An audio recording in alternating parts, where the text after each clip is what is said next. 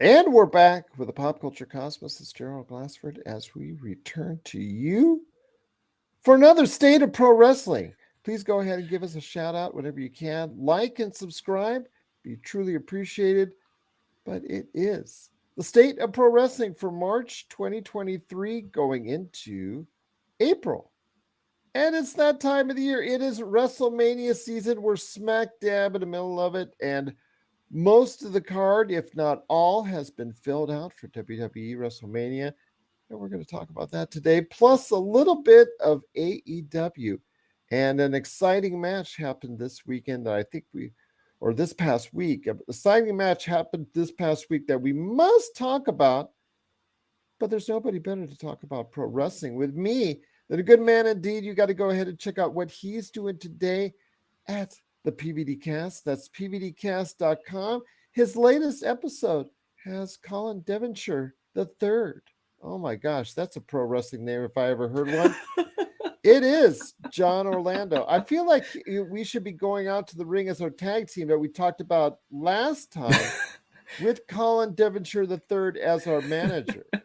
Well, actually, the third is the third appearance for him. So, Okay, but still, all right. Colin Devonshire is a very, very good name for a manager. I would certainly give that to Colin. Absolutely. If he does aspire to become a pro wrestling manager, please advise him to add the third on there to make it more heelish. I certainly shall. For some reason, it's just more heelish when something happens like that. But it is WrestleMania. It's that time of the year. And we're going to go ahead and talk about AEW in the final minutes of the show. But right now, it is all about the showcase. It's what everybody looks forward to at least once a year. And that is WrestleMania coming to Southern California, SoFi Stadium, Saturday and Sunday. I'm never going to let you live that down, my friend. But that's okay. That's all right.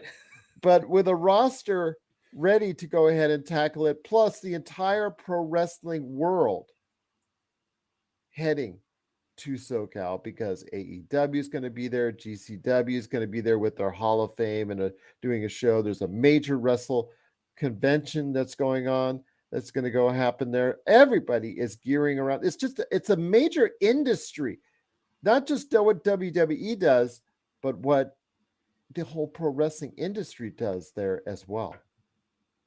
You know what? And that's the one thing that, I think as longtime fans, we kind of probably never would have thought that, would we have, Gerald, that there would be not just the WWE. It's a whole ecosystem for that week. Yeah, it is. It's like it's all these great independent companies that come to wherever WrestleMania is, and you have AEW doing shows, and I assume they're going to do a Ring of Honor show, I presume. And you got just basically the epicenter of pro wrestling happening that weekend, wherever WrestleMania happens to be this year, obviously Los Angeles and SoFi Stadium. So it's a good thing. I think that's, definitely gives people that are wrestling fans an opportunity to check out some new wrestlers, maybe check out a new company that you've never checked out before and enjoy it. Or plus also go to the WrestleCon that's taking place there as well. Go check out some of the older wrestlers or retired wrestlers that you can get some autographs from. But to me, you know what it reminds me of, my friend? It reminds me of Black Friday. Now hear me out when I say this, because I've been a part of a lot of retail industries in my time. And a lot of these smaller retail industries would let you know that close to 60 to 80% of their business is done over that short window of time known as Black Friday, as far as the mass amount of shopping and spending that's done at that time. For the pro wrestling industry, this is their Black Friday, because for all of them, they're all running shows, some of the major shows, all centered around WrestleMania, which is obviously taking the big portion of the pie here. But because WrestleMania week has now transferred itself into a week, and you could celebrate the pro wrestling industry for that 7-day period, a lot of these smaller companies are also they're like hanging on to the coattails of WrestleMania. They're biting at that pie a little bit more and more. And that's not a bad thing. I think that some people, I think some people might think that was, maybe that's a bad thing, riding the coattails. No, it's not. I mean, why not? It's the biggest event in pro wrestling is going to be happening. And then, whenever they start, I actually tried to think the other day. I don't know, when did they start doing this? When was WrestleMania now becoming this big thing where all these other companies are coming? And I'm trying to think of it. I know it may have started, I think, with WrestleCon doing a convention around it and some appearances, then it just got bigger about indie companies running right around that because they realized that people are coming from around the world to visit there as far as wherever the WrestleMania location's at. So indie promoters smarten up and realized, you know what, I'm going to go ahead and run a show near there because I have a captive audience per se. So I think I think over the years, it started as a trickle and then became bigger and bigger. Well, off air, we were talking about the WrestleManias that we've attended in person. Yeah. And the one that I attended, the first one that I attended was the one in Chicago, Allstate Arena. If I recall, as I look, WrestleMania 22. I have the posters over here, by the way. That's Oh, nice. for folks that were wondering, what are you looking at? I have the two posters for the events, as well as the ticket stub framed up on my wall here in the office. But I remember the Saturday before the WrestleMania event, which was on a Sunday, that Ring of Honor did a big giant show, like a 4-hour show in a nearby suburb of Chicago. But yeah, I don't know. I want to say it's probably been 10 years, maybe, or 15 years that they've been doing this, where you get this giant menagerie of pro wrestling going on right around Mania time. Yeah, and again, it started out as a trickle, started out as appearances. I know when they were here in Las Vegas and they did Caesar's Palace, there was appearances by wrestlers and that were not affiliated with the WWE at that time, doing stuff as far as memorabilia, autograph signings, but it is matriculated into so much more as you see a whole, like I said, ecosystem now for the pro wrestling industry, because again, you have that captive audience of not just people in Southern California. You have fans, wrestling fans. Sorry, Vince McMahon, I'm going to keep on saying wrestling. I know you're behind the scenes telling people not to say wrestling and reshooting things because they're saying wrestling, but there are wrestling fans coming from all around the world just to see what's going on this weekend at WrestleMania. And let's talk about maybe some of the matches. You said things are set, and I'm just going to give my overall opinion real quick. I think that the quote main event matches are going to be let me go solid. ahead and run down the card. Okay, and sure. Go hear ahead. your thoughts Go on ahead. the card. So we're going to go ahead and run down the card real quick. I'm just taking a deep breath because I'm like almost regretting I'm going to have to say all these things all at one time. Taking a deep breath right now. Undisputed WWE Universal Championship match, of course, headlines everything. Roman Reigns defends against Cody Rhodes.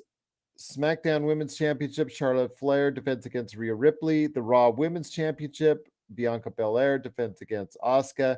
United States Championship, Austin Theory defends against John Cena. Intercontinental Championship triple threat match, Gunther defends against Drew McIntyre and Sheamus. Undisputed WWE Tag Team Championship, the Usos defend against Sami Zayn and Kevin Owens. Hell in the Cell match, Edge versus Finn Balor. Brock Lesnar versus Omos. Seth Rollins versus Logan Paul. Rey Mysterio gets a chance at his son, Dominic Mysterio. Trish Stratus, Becky Lynch, Alita versus Damage Control, which is Bayley, Dakota Kai, and Io Sky. Women's four-way match for the tag team right there for you to go ahead and highlight. Showcase match, Liv Morgan and Raquel Rodriguez versus Ronda Rousey and Shayna Baszler versus Natalya and Shotzi versus a team yet to be determined, which will probably be determined later this week, even maybe as early as Raw. Men's four-way tag team showcase match, Braun Strowman and Ricochet versus the Viking Raiders versus the Street Profits versus the Alpha Academy. And of course, heading it all off for WrestleMania SmackDown, obviously we have the Andre the Giant Battle Royal because they cannot fit that amazingly during a 2-day process on Saturday and Sunday anymore. So all those wrestlers still get a WrestleMania pay per se, as far as that's concerned, but they get to only be on the SmackDown side of things. And then the Hall of Fame with several inductees already named, as far as including Andy Kaufman, the Great Muta, and more. I was surprised that they haven't announced as much yet on the Hall of Fame as far as the candidates. I know there's going to hopefully be 4 or 5 or 6. Hopefully that will be inducted at that point in time. But yeah, all that's taking place this upcoming week and weekend. Overall, if I was going, which I had told you before, I would have liked to have gone just because I'm from SoCal. That's actually my birthplace is Inglewood, California, where SoFi Stadium is. So kind of always is nostalgic for me to be around there. But this card does not have me doing backflips. I'm not in anticipation for any of the matches. I'm just going to let you know first off and firsthand. See, I'm excited for a few of the matches. I feel like the main event matches, I think, are very good. They're solid. I think They're that these solid. I mean, that's that doesn't get me a backflip. That's just solid, solid. I just feel So like the undercard is leaves a lot to be desired. yeah, and that I mean, it's just like solid, and then it goes like from there for me. It's like, thank God they're putting this over to 2 days. They're putting if this had been all on one 7-hour card, I think John Orlando and I would have been just like zombies of The Walking Dead, or maybe like cordyceps from The Last of Us, as far as that's concerned, like after it. But I want to ask you this, my friend. We can start off with any of the matches that you want. The thing I think people are looking forward to the most is Roman Reigns finally going to give up the title after 2+ years of being the Universal Championship holder? Is Cody Rhodes finally going to take that next step? I mean, he has a lot of fan support. I don't know if it's enough to go ahead and say, let's build a company around him, but I think for reasons maybe just to get the title off him, and that's what I see with a lot of these matches, especially the title matches. It's just that, okay, you've had the title on for a while. I think it's just time to get it off. I think that's their mindset with the WWE right now. I think that's the first thing we see with this Universal Championship match is that Roman Reigns is just going to have the title take him off, maybe because he wants to do work on something, another project, maybe just needs the time off, what have you. He's just going to have the title take him off at him at WrestleMania. I think that the main event, that match, Cody versus Roman Reigns, has been built incredibly well. I think that the It's promos been have built been, well. I agree yeah, with you. I think the promos were fantastic. I mean, last night's promo with Cody Rhodes after his match with Kaiser was fantastic when he went face to face with Paul Heyman. I'm not so sure. I understand why they're doing it, but I'm not so sure that it's wise to have a match Monday night on Raw, Solo Sikoa versus Cody Rhodes. I don't know if that's a good idea, but I understand they're doing it. They're trying to show that he's got obstacles in front of him. Can he overcome those obstacles and still get to the main event and then hopefully win the title? I guess my question is, there's the old adage, and I think Jim Cornette uses it all the time. We can't miss you if you never go away. So how long does Roman Reigns leave if indeed he does drop the title to Cody? How long is he gone? Is he gone a short amount of time, or is he gone a longer amount of time? Maybe 6 months, 7 months, 8 months. Which one would be better? Because I don't think you can throw away the bloodline just yet. I don't think I think there's still some things that could be played out with that storyline. And I think if you Roman's going to take some time off, so we're just going to flush it down the toilet. I think the more exciting thing that's gotten fans done, even though, again, I think they botched it a little bit, was Sami Zayn and Kevin Owens versus the Usos connecting on that bloodline connection there. I think that's probably the hotter of the feuds or the things that are going on right now. I think the fans are looking more to that. I still think that even though Sami Zayn, I thought, should have gotten a quick title run to go ahead and pop that crown in Canada, I think that was a mistake. He's still been able to retain a lot of his enthusiasm with the fans as far as the connectivity is concerned. So your thoughts on those two, the great storyline, them coming back together, reuniting, and facing off against the Usos for the titles? Well, I think it was kind of somewhat obvious. I will say that the way in which, because as you mentioned, and we talked even off air about, when it came time for that matchup in Montreal, that maybe the smart thing would have been to give a short run to Sami Zayn. But when that didn't happen, it became kind of obvious that we were going to see the Usos take on KO and Zayn. I think it's been revealed very well, or built very well, as I hate to keep using that same verb, but I think it's been built very well. I think that the fans nowadays are smart enough to know that these two have a very long history, that they broke in together, that they've toured all around the place, all around the world, if you will, as a tag team, Generico and Steen. And so I think that the fans are still riding that Sami Zayn underdog kind of feeling that he gives off, and I think adding, who is the big butt kicker right now, Kevin Owens to the mix, is just got fans fired up, and I think that this will be a very interesting matchup, and I'm curious to see if they put the belts on Kevin Owens and Sami Zayn. I think they will. I really think they will. I think so too. Yeah, I think so too, because that leads you to take a couple different avenues with the bloodline storyline. So I think that the Usos are going to drop the belts. They didn't have the guts to pull the trigger on Sami Zayn getting the title, which again I thought was a little bit of a mistake, and I thought it should have led to a 3-way here for the main title between him, Cody Rhodes, and Roman Reigns. I thought that should have been the ultimate, was how I would have booked it out. But again, this is something where it's got to have a happy ending for people at WrestleMania. So I think that's probably the one I'd target to, as far as them for sure of going over. There is this possibility of Roman Reigns may retain. I think there's more of a possibility of Owens and Zayn getting the titles at WrestleMania. So let's go back to Roman for a minute, because this just popped in my head. Yes. Let's say Roman does drop the belt to Cody, and then he disappears to do whatever he's doing, and he's gone 4 or 5 months. When Coming he comes back, SummerSlam. Yeah, okay, we'll say he comes back at SummerSlam. Do you put the belt back on Roman Reigns? Well, it all depends. Like, can Cody Rhodes continue to draw? Does he get the ratings? Will tell you. It's not necessarily house show numbers or Raw numbers, because they're at where they're at. I think the product is not super hot. The product is not super cold. It's hot in some areas, because again the Canada numbers were really, really good, but that was a lot because of the nationalistic of Kevin Owens, Sami Zayn at the top of the card. People really rooting for that. So a lot of people really were getting behind that there.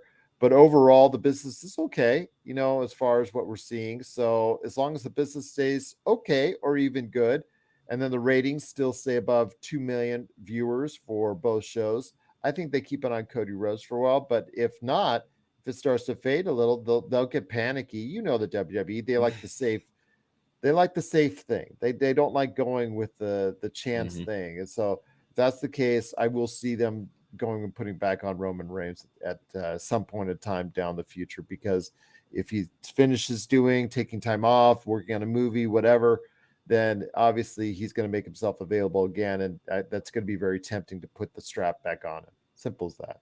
Yeah, agreed. I think that's I'm in the same mind space right with you, that depending on how the Cody Rhodes experiment goes, which I you mentioned, do they have faith in him? I think Cody Rhodes can be that person. I truly do. I think that he can put the company on his back and have a very good run with that title, and keep those. I don't know if he's going to have you're going to see a huge giant increase in ratings, but I think he won't. I think they won't go down. I think that he'll keep them at the steady level that they are right now. Maybe they gain a few thousand, maybe they lose a few thousand, but it's not going to be something that plummets. I have faith that I think Cody Rhodes can carry that company on his back.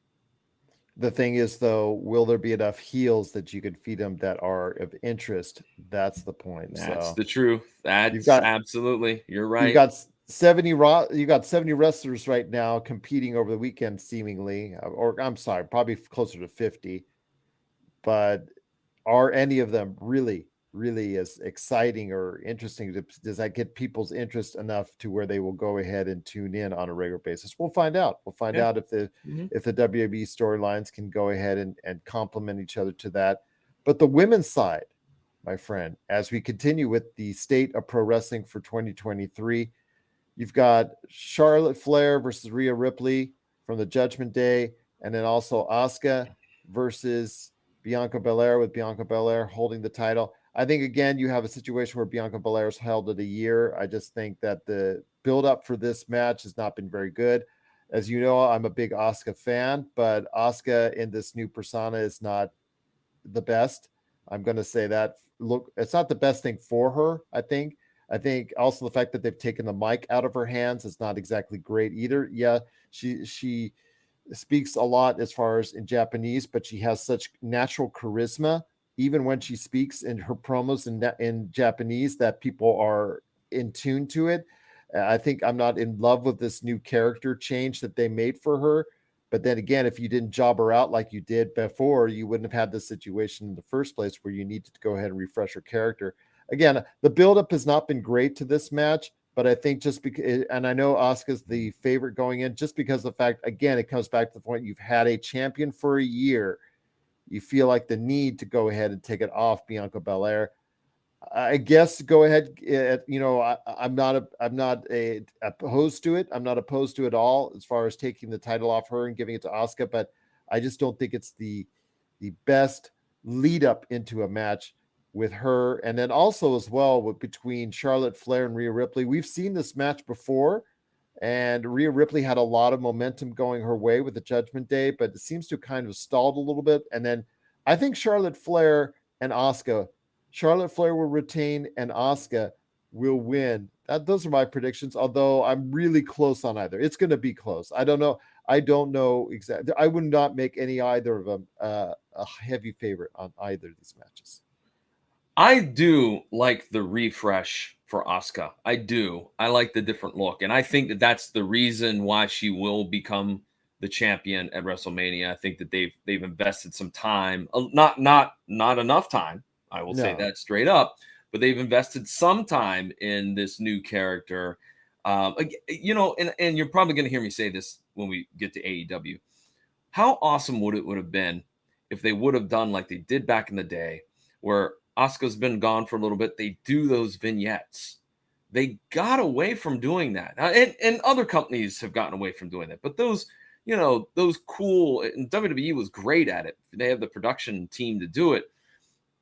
She's gone. Hey, start teasing every episode of Raw that she might be coming back. She's coming back. She's coming back. Think about how much that would have helped with that new character. Yeah. But they get away from it. They don't do that. And I think that I agree with you for this match totally. I think Asuka has got the new look, so they say, yes, we'll put the belt on her. Bianca Belair's had the belt for a while. I see that happening. I have to be honest, I also agree with you when it comes to Charlotte and it comes to Rhea Ripley. I think that one's too close to call.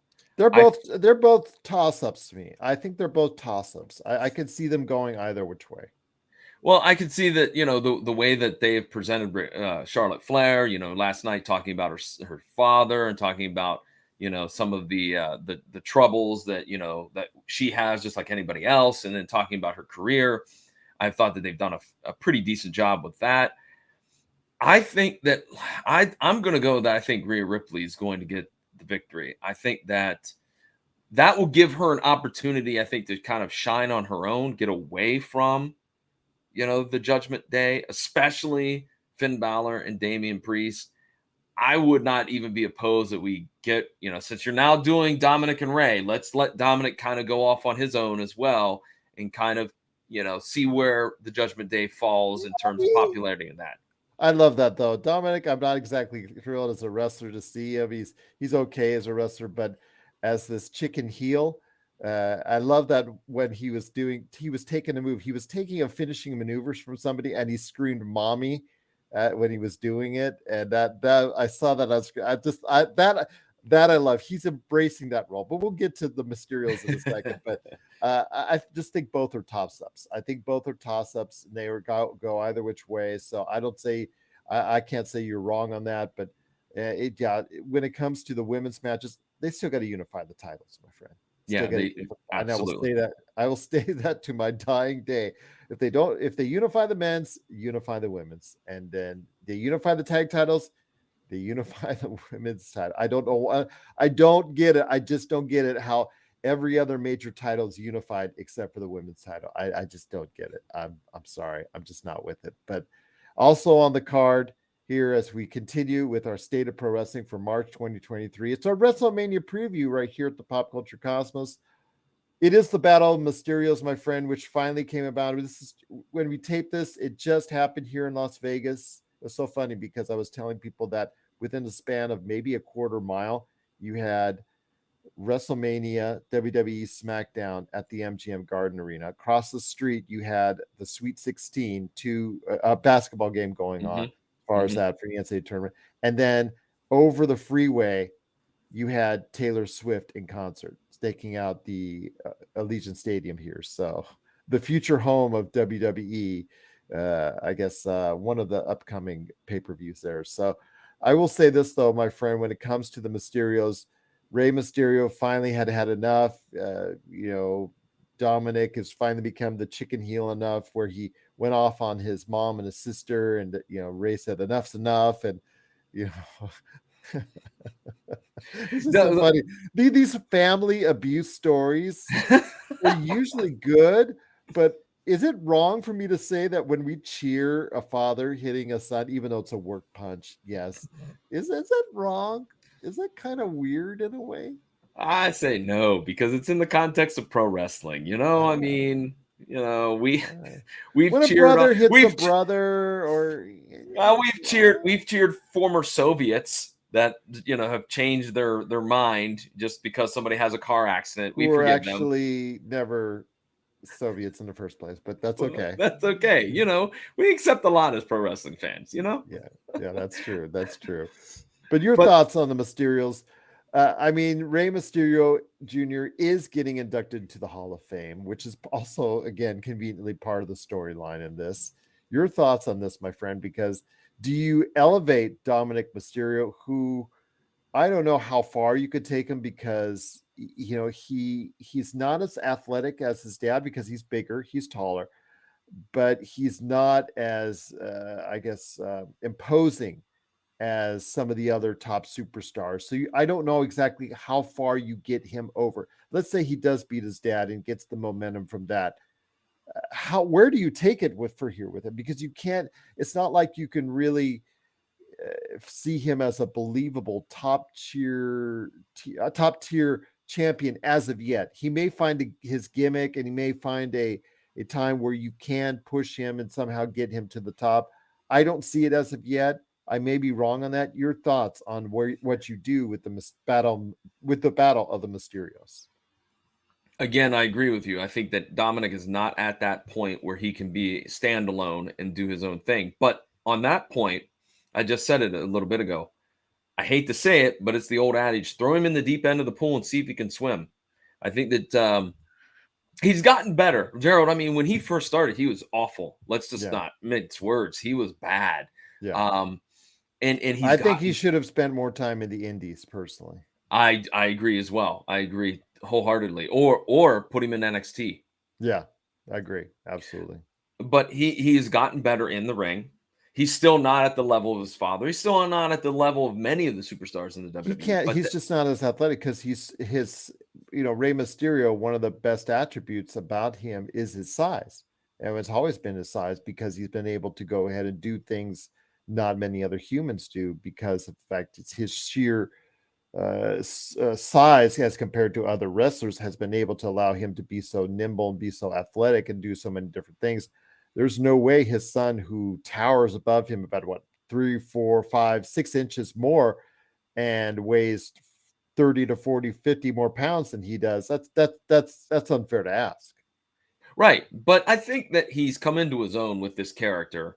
I think that the storyline, personally, I feel like the storyline with Rey and Dom should probably come to an end here at Mania, and then let them go whichever way they're going to go. I don't see, and I don't think that there's going to be the apologetic finish to that match where whoever wins, whether it's Rey or Dom, then they hug in the middle of the ring and they say they're sorry and blah, blah, blah, blah. I don't see that happening. I think that's weak. I would unless not do that. Dominic turns on him again. Right. Exactly. And I'm not a fan of that. I really would like I said, much rather see Dominic, let's throw you in with somebody, I don't know, maybe a Dolph Ziggler, for a couple of months. See, because Ziggler can get a pretty good match out of anybody. See if we can't do something there, or somebody else. I'm just spitballing ideas, but let's get Dominic out on his own and see what potential's there. Well, the thing is, though, I think Dominic is going to win personally. Using the tights, some nefarious deal, maybe using the ropes or something nefarious on his dad that will get him win. Because Ray in real life would have no problems putting over his son. Oh, absolutely. Yeah. Yeah, absolutely. Without question. So there's no problem at, if he could put over LA Knight, he could put over Dominic Mysterio. Actually, twice I think he's put over LA Knight. But I want to say this though, that the Battle of Mysterios has probably been one of the better storylines in the WWE in the past year. So I think that I'm glad, like you are, that they will probably be coming to a head at WrestleMania. And I think, like you said, it needs to be done and over with. It should not linger. If it does linger, then it's going to get stale. Right. And look, we inevitably know what's going to happen. I mean, I think that we all can tell that somewhere down the road, I don't know when, maybe SummerSlam, maybe at the Survivor Series, maybe not till next year. We know that the Judgment Day is going to turn on Dominic. We know that. Yeah, and then We Rey know that. Mysterio And is going then to Ray come comes back. out, Yeah. hug, yes. That's why I'm saying you hold that off for a while. You don't do it at Mania. Don't, whoever wins, there should be, I agree with you, there should be some dirty tactics, or let Ray go over and then that's kind of sticks in the craw of Dominic, and you can play with that if he's going But I off don't want to to. see a series of house show matches with Ray and Dominic. That's not, yeah, Well, because who that's says that they're going to do house show matches? well, that's the thing. Usually, if you have that type of finish between two competitors, you're going to see WrestleMania rematches all over the house show trail. You and I have seen that before, as far as for True. the next 2-3 months after that. So I'm hoping we can avoid that, but we'll see with the Battle of Mysterios. I really think though that if it was me and it was my kid, that I had the choice, I would definitely say, you know what, I'm going to put you over, and I want to see if I can try and further your career, because my career being inducted to the Hall of Fame has already been made. So Yeah, I agree. we'll see from that. My friend, though, after this, it doesn't get great. I know the Intercontinental Championship triple threat match, Gunther versus Drew McIntyre and Sheamus, they're going to try and recreate the match at the castle, the great match between Gunther and Sheamus, but adding a new element in there, Drew McIntyre, that doesn't always make it better. Sometimes it takes away, even though Drew McIntyre is not a bad wrestler at all. He's had great matches himself. I just think sometimes when you overthink these things, like they are with this triple threat match, it ends up detracting instead of enhancing. I think it's a bad idea to try to recreate what you did at the castle. Which is what they're doing. Right. No, you're absolutely correct on that. And why this couldn't have just been a one-on-one match, I don't understand. I don't understand why they could have just said, okay, it's Sheamus versus Gunther, or Gunther versus Drew, and find something else for the other person to do. I agree with you. I think that this is going to get very convoluted. It's going to get really sloppy. They're going to try to beat the crap out of each other like they do, like they've done in the past. And I just don't think it's going to work when you have a 3-person match where you're going to try to be that hard hitting. I think something's not going to click, and it's going to be a stinker of a match, unfortunately. The U.S.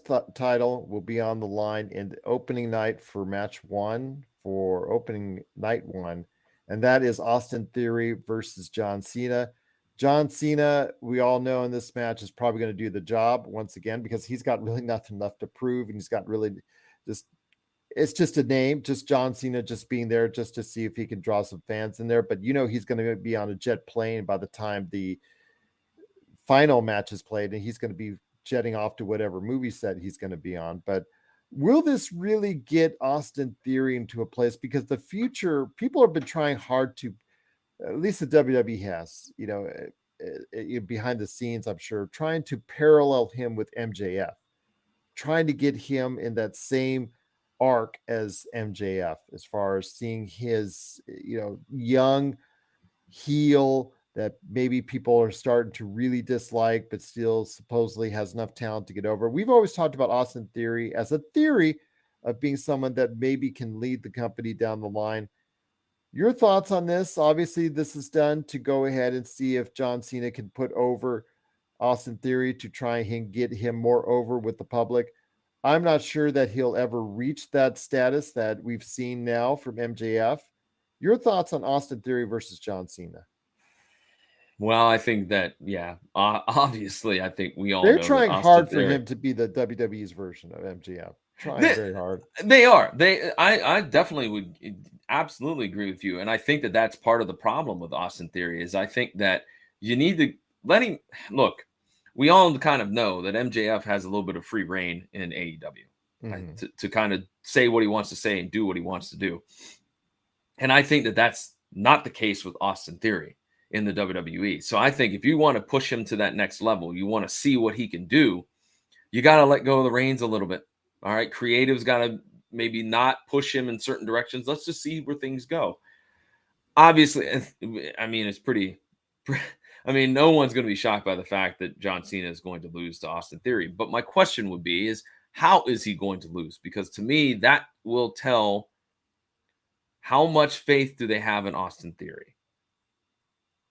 That to me, I think right there, how he goes over on John Cena, that's going to be the barometer to does this guy have or do they have faith in him? Do they have faith in him? Because I would think that, as I mentioned earlier, Cody Rhodes, I feel can carry that company on his back. I'm not so sure that Austin Theory can, even though he would be a great opponent for Cody in those first few title defenses. I don't know if Austin can carry the workload that Cody can. Both on the mic and in the ring. I'm not convinced of it either. I think that was one of the things we saw with MJF is that, okay, he's so great on the mic, but can he carry it on the big stage in the ring? And after those matches with CM Punk and obviously the last match he had, which was an incredible match with him and Bryan Danielson, I think that question has been answered as far as MJF. I don't think that Austin Theory as of yet is at that level, or we don't see him as the way we saw MJF rising to the top as far as that's concerned. Not as of yet, but I really think he's going to get the win over John Cena. I don't think there's any question that there's no reason to put John Cena over. No reason at all. So no. But one of the things I want to ask you, though, is with the rest of the overwhelmingly exciting card, and I'm not exactly thrilled when I say that. Hell in a Cell match, Edge versus Finn Balor. Does this excite you at all? Well, I have to be honest. Because I know you're kind of an Edge fan over the years. I've sensed a little bit here. Well, I have to be honest. I kind of forgot that this match was even on the WrestleMania card. Oh my gosh! That tells you my interest level. Because I plumb forgot that it was even on the show. Look, I think they need to probably end this and have, again, much like I've said with Dominic Mysterio, with Rhea Ripley, I think they need to end this, move on, let Finn Balor get the victory over Edge, have Finn and Damian Priest maybe compete for the tag team titles, do something different, because I think that this is getting stale as well. Is how many times, that Edge has come back to attack the Judgment Day, and then it seems he's gone for a couple of weeks and comes back again, and to me it's getting a little bit repetitive and a little bit boring.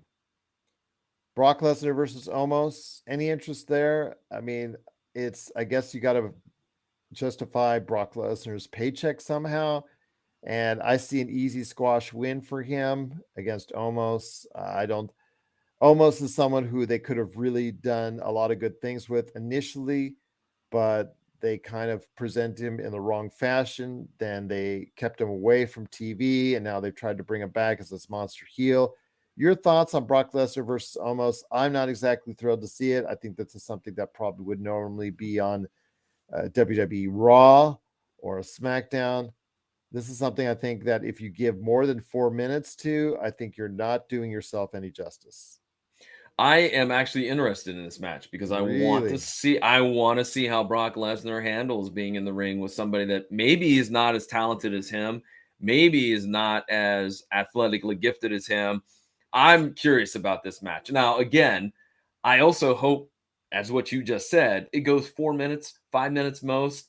I have a bad feeling that they're going to let it go 8 to 10, and that's going to be disastrous. If they keep it short, I think that it protects both individuals. I'm curious to see what Brock can get out of Omos. So this one's maybe it's more of a morbid curiosity, we'll say, for this I think they match. should have gone back to Brock Lesnar versus Bobby Lashley. I think they should have continued that. I know that there was an illness involved with Bray Wyatt. Reportedly, there's an illness involved with Bray Wyatt, which is the reason why he's not there at WrestleMania battling against Brock Lesnar. Excuse me, Bobby Lashley. But I think that right now it's just I don't know. I think that was probably the better way to go. But then again, this is what they're doing, so we're gonna have to do. We're just gonna have to check it out. Well, and let's talk about, there was the rumors of Lashley and Wyatt, and then, it's come out that he's under the weather or whatnot. He's dealing with some issues. I had also read, a few weeks ago, LA Knight, Stone Cold Steve Austin.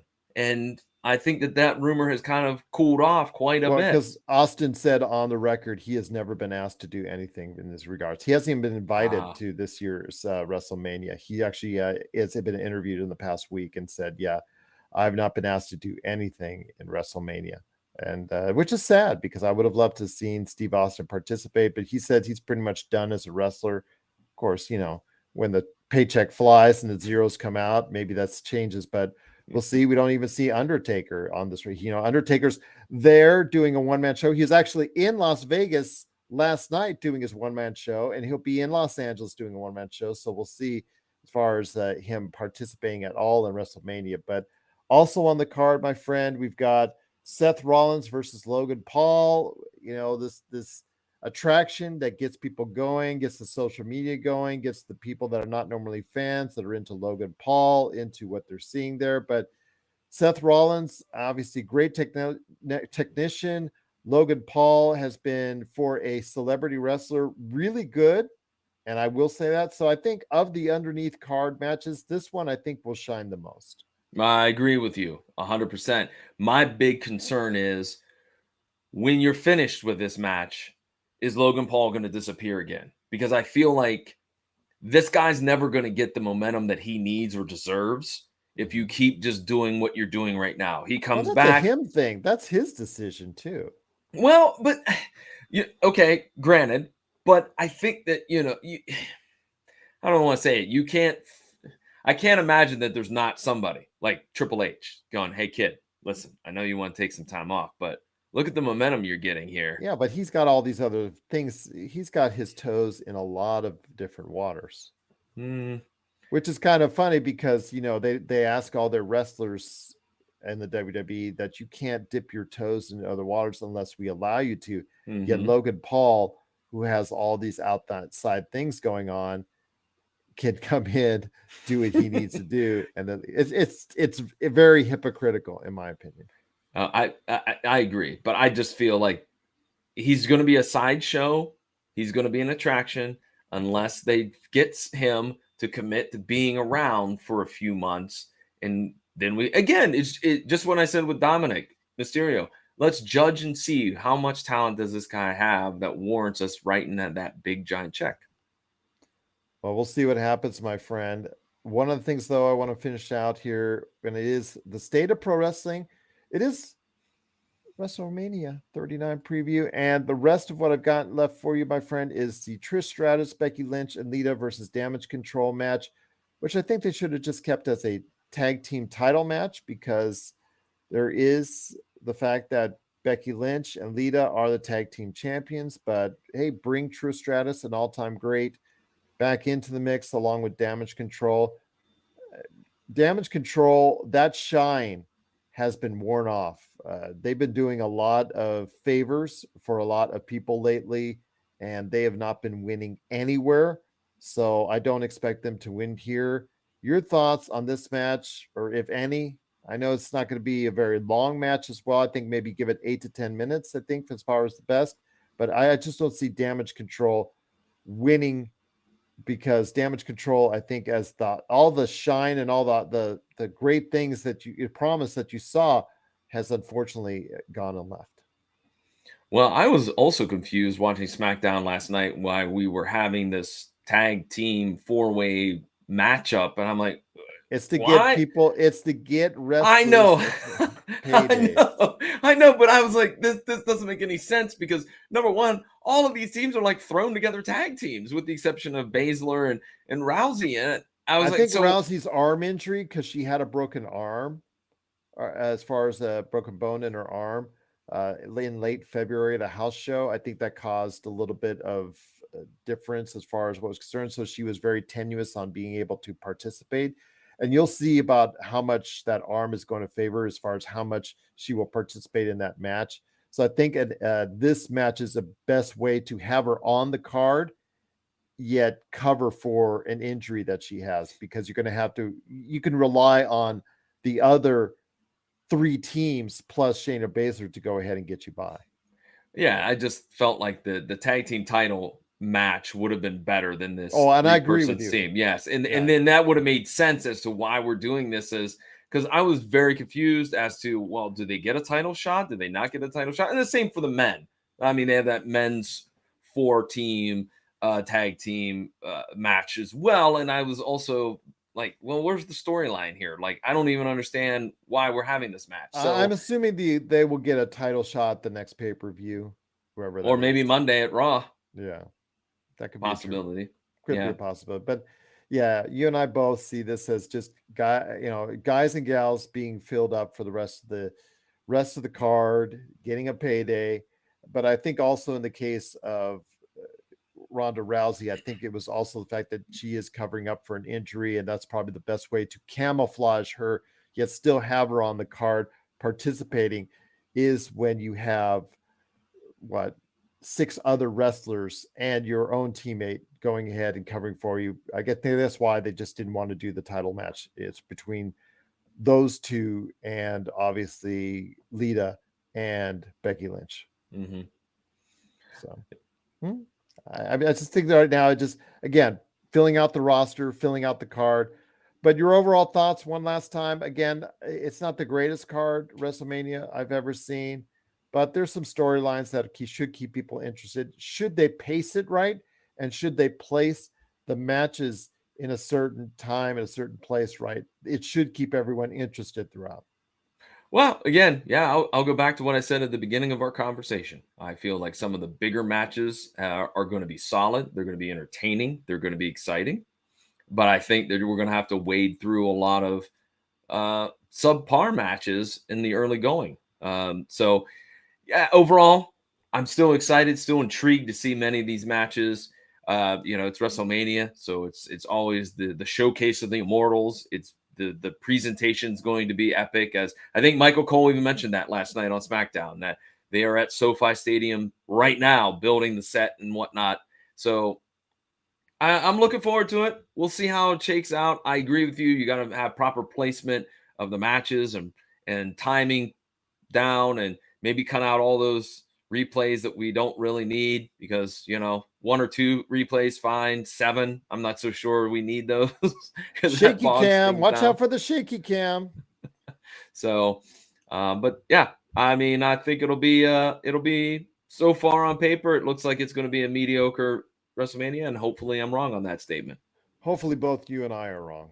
Yeah. But I do hope to enjoy it. But once again, it's WrestleMania 39. Hopefully you've enjoyed our preview. But before we head on out, my friend, on the state of pro wrestling for March 2023, I want to go ahead and cover the other major company that's around in the United States, AEW, although a lot of things going on in AAA, New Japan, a lot of stuff going on there as well. Obviously, the fact that they want to go ahead and really do some good stuff here in the United States. I like the fact that they are doing a little bit more and more and more here in the United States. It's always good to see. But with AEW still pretty much where they were at this time last year, about 1 million viewers, things seem to be seemingly good for them, but seemingly status quo. They are adding a third show here in the not too distant future to AEW, which again, with the number of underneath wrestlers that they have, I think would be beneficial for them as another way of showcasing them to see if any of them have the breakout potential that they do.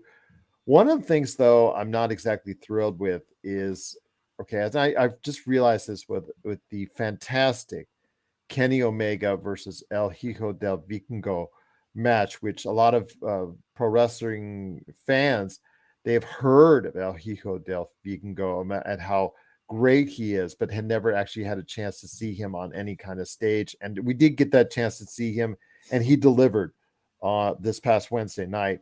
But when I see him, or I see a Rush, or I see a Commander, or I see all these other wrestlers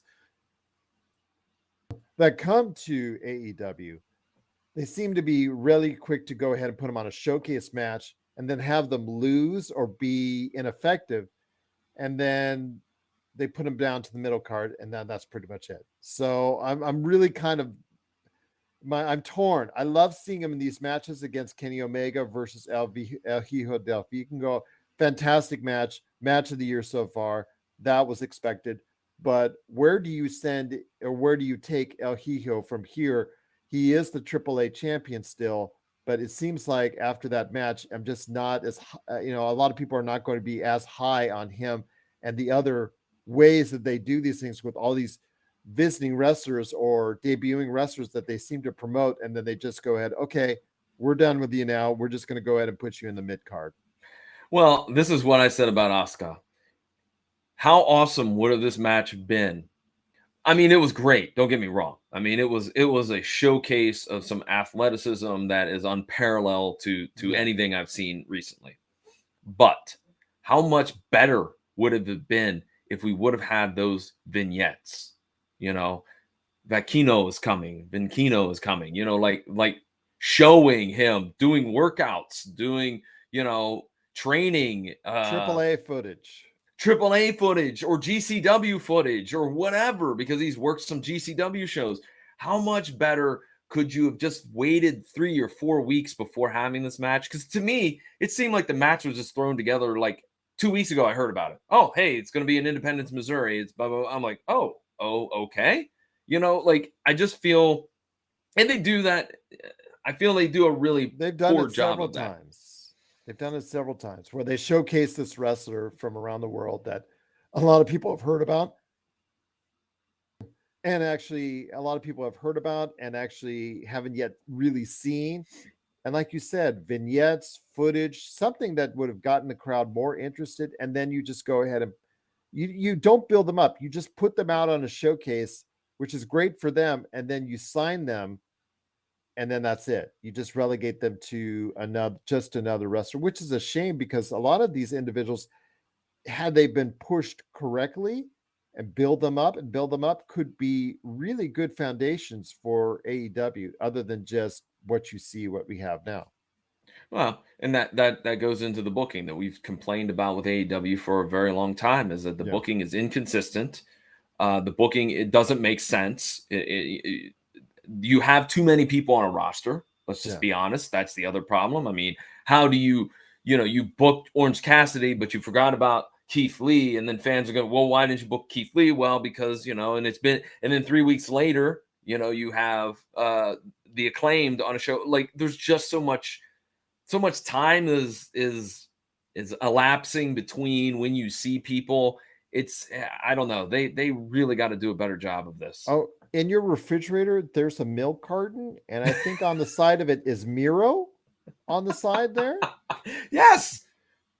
So I just wanted to make sure you knew that. This past Wednesday, I didn't even know Kip Sabian was still around. He was in that 6-man match. Have you seen me? So, yes. Please call this number. Yes. But it's just very disappointing to see how they've got such talent there. They now have a huge roster and a lot of places to go ahead and showcase these individuals. And I'm not sure they're utilizing it correctly. They are doing some of the things that we asked for. They finally put MJF in a position to lead the company. Mm-hmm. Now that he's beaten Bryan Danielson in a great match, incredible match. In fact, I probably thinking about it, I don't know. Maybe I would put that match above what I saw with El Hijo del Vikingo versus Kenny Omega. I don't know. I just simply just great matches, both of them. So I'm gonna have to probably toss that back and forth now that I think about it. But when it comes to what we're seeing in AEW, I really think that they've got just got it's all helter skelter behind the scenes. But the problem is you've got this champion in MJF, you've got him as a definitive champion, yet you really don't have a whole bunch more individuals that you've built up that can actually are believable as champions that could take the championship away. You had one built in Wardlow, and yet you've managed to go ahead and just really dull him out to an audience to now get people where they don't even really care as much as they once did for him. So if he tries for the title, we already know what's going to go happen, even though he definitively this time last year beat MJF in less than 3 or 4 minutes, at the forum a year ago.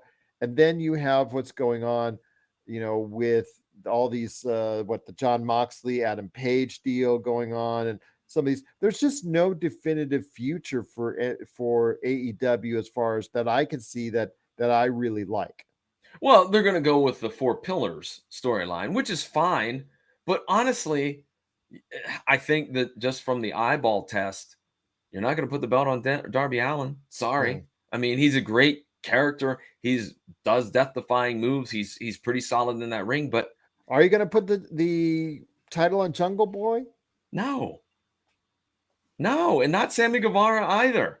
So they're going to start this little program, and fine. I'm sure there'll be some great matches, but ultimately, as fans, I mean, do we really get behind Jungle Boy? Do we really get behind Sammy and think that he's got an outside chance? He doesn't.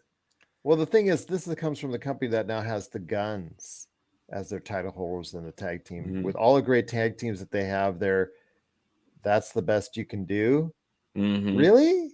Yeah. Really? And then I don't know we taped this before the match between them and FTR with the supposed AEW careers of FTR on the line. I don't know if FTR is going to win the titles back or what have you, but let's say they don't. Really? Really? For the Guns? Well, but look, I'll be an optimist for a minute. They are starting to do house shows. So maybe that'll help some of these folks out. You know what I mean? Because they're not in front of the cameras. They can try to work out some new ideas or try to work on sharpening their skills a little bit. Maybe that'll help. Granted, it's not going to help right now. It's going to be further on down the road, but you got to start somewhere. I mean, with Double or Nothing, which is their version of the WrestleMania, this is their big card every year. I don't see a definitive challenger. Oh, I'm sure that one will come up here in the not too distant future, but I don't see a definitive challenger for MJF that's going to draw you a huge number like a CM Punk, a Bryan Danielson, or any of the number that was it, John Moxley when he was super hot, this time last year. They've created a situation where they just don't have a unique challenger that people are going to believe that can get over in front of a large audience. Wardlow, like I said, this time last year would have been a great opponent for MJF, but Wardlow, flash forward this, 1 year later, is not going to get it done. Well, and then you're stuck with what also they like to do is let's bring in somebody, and I'm just going to randomly pick names. Let's bring in a Tanahashi. What? Okay, don't get me wrong, Tanahashi's awesome in this my example here, but you immediately put him to the mid card. You immediately put it to the mid card instead of build him up.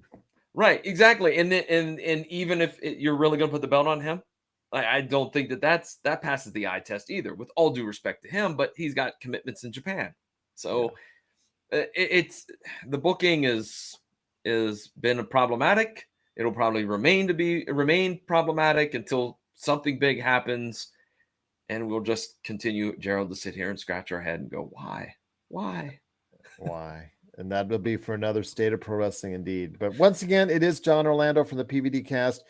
Been sensational as always, my friend. You're, as we say in the business, you're carrying me to a great hour. So Is it a Broadway? Did we do a Broadway? I think we did. I think we did the Okay. Broadway. As long as we Okay. don't do a Tupelo concession stand brawl. I don't want to do Okay. one of those. No, Okay. no. But then because I'd be actually intentionally as a rib hitting you with all the mustard. I'd be squeezing all the mustard and ketchup on you before I try to throw my work punches on you and go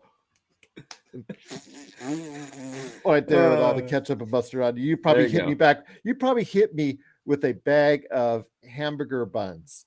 I can tell you yeah, already. absolutely. Yeah. That would be my go-to. That solid whack of the plastic in the bun that just right there, right up against my face. Oh, that would be awesome indeed. But before we head on out, my friend, please, it's that magic plug time.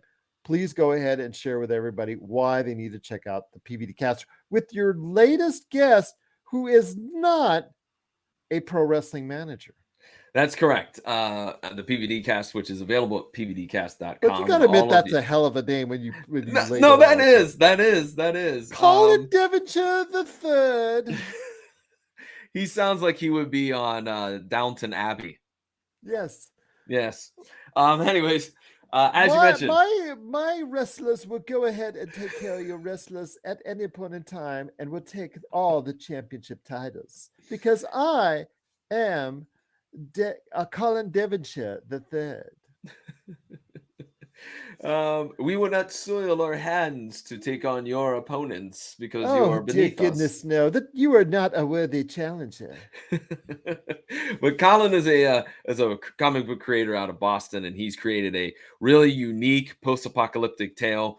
Look, I know that some people might listen to the episode and go, well, I don't know. That doesn't sound quite like The Walking Dead, because it's not. It's something totally different. It's a very unique tale. You should check it out. PVDcast.com and all of those major podcasting outlets, and much like you, Mr. Gerald, on CROC Radio out of British Columbia as well. So there's a lot of different places where you can find me. PVDcast at PVDcast, over on Facebook and Instagram. You can find me on Twitter at PVDMVP, which is my personal handle. And with that, Gerald, thank you once again for having me on. I appreciate it. Absolutely, my friend. Always. And I look forward to our continuing conversations as we always talk about the state of pro wrestling, which is always an ebb and flow, my friend. Any last thoughts before we head on out? WWE selling sooner or later? I think maybe later. I think that we're going to see summertime, maybe, possibly. Okay, fair enough. Well, McMahon's back in control. That means something for the WWE. Whether or not it's a good thing or bad thing, I'll leave that up to you. But once again, it is John Orlando from the PVD Cast. He is not Colin Devonshire III. It is John Orlando from the PVD Cast. Please go ahead and check out what he's doing today at pvdcast.com or wherever you get your podcasts. My friend, always great talking to you. Looking forward to our next State of Pro Wrestling coming up right here at the Pop Culture Cosmos.